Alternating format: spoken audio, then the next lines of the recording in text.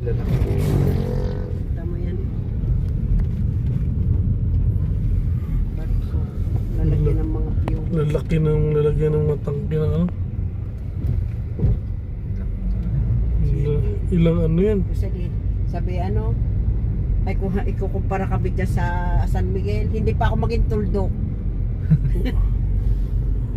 Sa property na, sa asset at property ng San Miguel.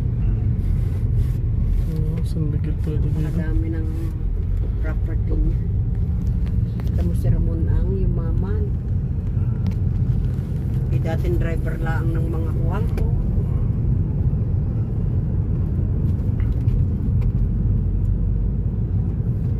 Kasama pa rin siguro yung sila ano dun ma'am. Ang laki. Napakasimpleng tao niya si Ramon ang. Mechanical engineer din yan. Simpleng